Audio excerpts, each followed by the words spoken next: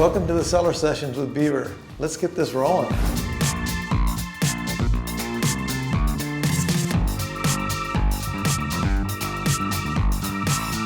Hey, welcome back. We're back down here in the cellar. Last time we talked about some of our first wine we made in 1979. That was this guy here, or our first vintage. We didn't actually make that wine, but and that was we talked about the first label, which we called the Beaver on the Moon, and made by a friend in Ventura. Well, as we progressed, we had another label. This is our second label, and my brother designed this one. So still keeping it in the family, and it's an 88 vintage. That's the year of our second son Max's birth year. So that might be the one we try today. I brought a special decanter that I found that was given to Bimmer and I in it was given to Bimmer and I in the year 2000 by KCBX. It was their 15th year anniversary of the KCBX Classic, which was a big fundraising event for them, and they presented it to us at a dinner at Hearst Castle, which, I mean, if you had dinner on the terrace at Hearst Castle, you'll know how special that is. Got to walk around the pool, pretend like I was a movie star, I guess. We got a picture of that. It's pretty amazing. It was a fun time. So let's see if this thing is going to be friendly to open for us today. And back in '88, we were still using 10 lead capsules. So the capsules actually had lead in them back then, which they no longer do any longer because of obvious safety reasons. And when you look at the 79 vintage, what's interesting about that? Look, no back label. No warning label, no contained sulfites were required at that time. So lead, no warning. We've come a long way. Basically though, we still make the wine the same way. I have a collection of fun corkscrews, vintage corkscrews. Let's see if this one's going to be, this cork is going to come out for us. I was afraid of that old cork doing that to me. I think we can rescue it. All right, after a little surgery, we got the cork managed to some degree. Oh yeah, look at the colors. It's definitely lost a little bit of its color over time, which you would expect.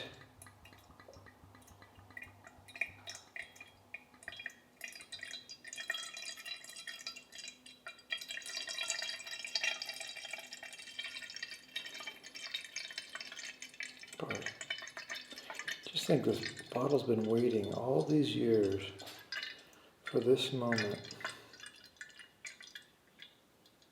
along with Bimmer and I. Got a little bit of cork in there, but that's not too bad. There we go. Oh, a little bit of cork.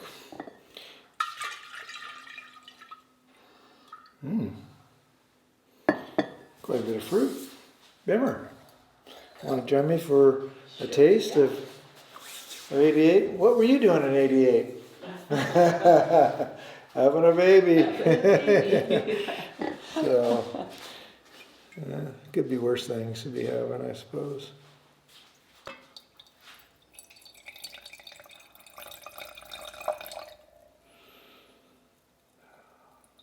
Look at that nice tawny brick color. Expecting that from this age. I put a candle down here so yeah, it's still got some color. It's not.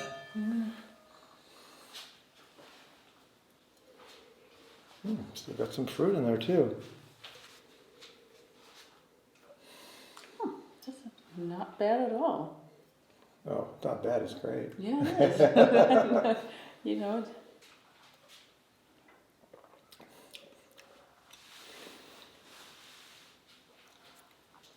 So,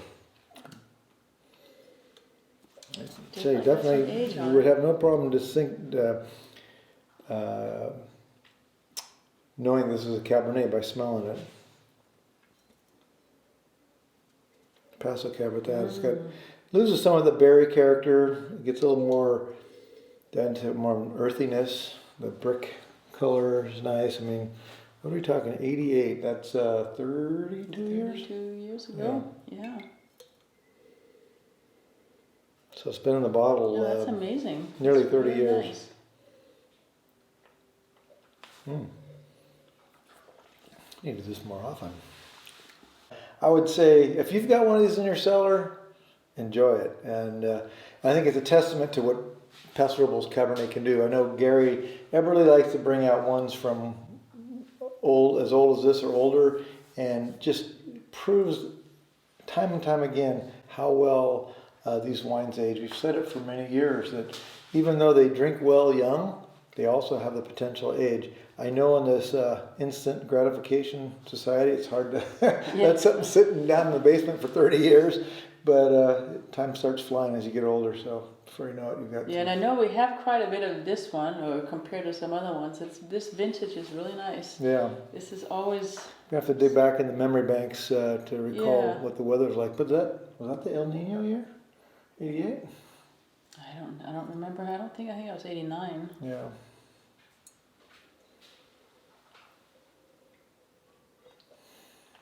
Scope. Yeah.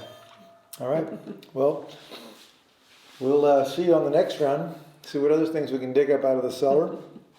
We got their anniversary wines. We've got our Bordeaux blends. Maybe a history about how we got to Zen Fusion. When I come down here, I start looking around and I see some very cool things. For example, this is the first collaborative Zinfandel blend made by all the wineries in Paso Robles for the Zinfandel Festival.